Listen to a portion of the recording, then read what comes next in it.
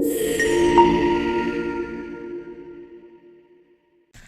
Friend, जय भीम। कैसे हैं आप लोग? उम्मीद करता हूं कि आप लोग अच्छे होंगे और मैं भी अच्छा हूं। फिलहाल आप लोग के बीच में फिर से मैं मौजूद हूं और आज मौजूद हूं इसलिए कि एक ट्वीट आया है, वो भी बहन कुमारी मायावती जी का, जिन्होंने 6 दिसंबर को, जिस दिन हमारे महामानव दलितों के मसीहा या पिछड़ों के मसीहा कहें या कहें स्त्रियों के मुक्तिदाता रहबर मसीहा हमारे, उनका महापरिनिर्वाण दिवस था 6 दिसंबर को। तो उसी 6 दिसंबर को लेकर बहन जी का ट्वीट आया है। ट्वीट में वो ऐसी बातें बता रही है, आपको जानकारी दे रही है कि इससे लोगों को समझना चाहिए और क्या उस ट्वीट में कह रही हैं मैं आपको बताने जा रहा हूं।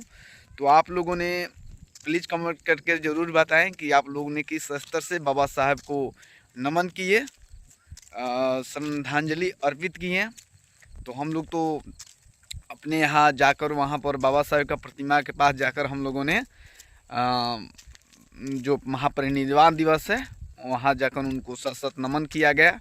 तो फिलहाल ज़्यादा देरी ना करते हुए मैं कुछ बहुजन समाज पार्टी के द्वारा जो प्रेस रिलीज किया गया है, तो उनमें कहा जा रहा है कि पहला है और बीजेपी सरकार पर बहुत उनका तगड़ा माने बयान है, जिससे बीजेपी सरकार हिल जाएगी।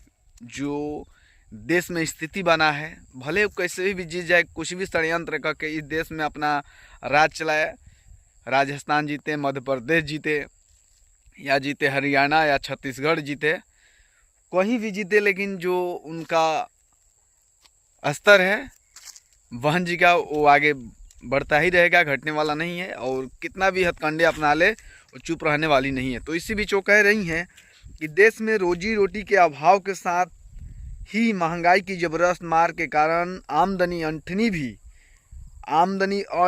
नहीं, परंतु खर्चा रुपया होने के कारण मजदूर, गरीब, छोटे व्यापारी, किसान, मध्यम वर्ग सहित समस्त मेहनत का समाज के हालात त्रस्त एवं चिंताजनक, माने ये बता रही हैं कि स्थिति दयनीय है। इसके बाद में कह रही हैं कि जिसके मद्देनज़र ही 81 करोड़ से अधिक गरीबों और ज़रूरतमंद लोगों को पेट पालने के लिए सरकारी अन्न के जीवन का मोहताज बना देने जैसी दुर्दशा ना तो देश की आज़ादी का सपना था और न ही है मानवतापूर्ण समता मूलक संविधान बनाते समय भारत रत्न परम पूज्य बाबा साहेब भीमराव अम्बेडकर ने ही कभी सोचा था।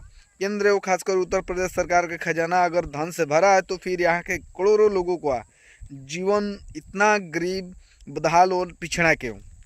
विकास का दावा और वह कितना सच्चा किया? यह गरीब लोगों की अमीर सरकार के छदम विकास की मिसाल नहीं। बाबा साहेब डॉक्टर भीमराव अम्बेडकर अमर रहे। वो बाबा साहेब मिशन अधूरा, यानी बाबा साहेब का मिशन अधूरा बीएसपी करेगी पूरा। आदि नारों जैसे बौद्ध भिक्षुओं के मंत्रोच्चारण के बीच बीएसपी प्रमुख सुश्री मायावती जी द्वारा उपेक्षित बहुजनों के मसीहा भारत रत्न परम पूज्य बाबा साहेब भीमराव अम्बेडकर को उनके उपेक्षित बहुजनों उनके परिनिर्वाण दिवस पर श्रद्धा सुमन अर्पित।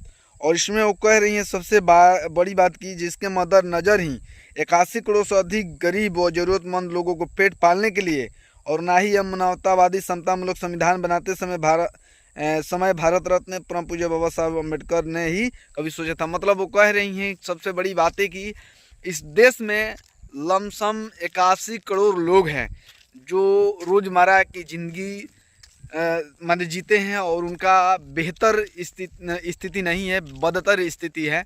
और कहीं ना कहीं वो जो केंद्र सरकार इस समय देश में है उस पर सबसे बड़ा हमला की है और वो जो राशन दे रहे हैं गरीबों को लुभाने के लिए, गरीबों को गरीब बनाने के लिए, ये सबसे जो बड़ी साजिश चल रही है उनके खिलाफ ही उनका बयान है कि किस तरह से इस देश में लोग चाहते हैं कि गरीब गरीबे बना रहे, अमीर अमीरे बनता जाए, इसलिए वो नहीं चाहते। बहन जी का स्पष्ट इससे माने ख्यालात हैं और कहना चाहती हैं कि जो इस देश में गरीब लोग हैं उनको जो राशन है उसको ना दिया जाए, राशन जो पताई है वो ना दिया जाए। क्या गलत की है ना? नहीं, गलत नहीं की है। आपको समझाता हूँ किस तरह वो गलत नहीं कही है।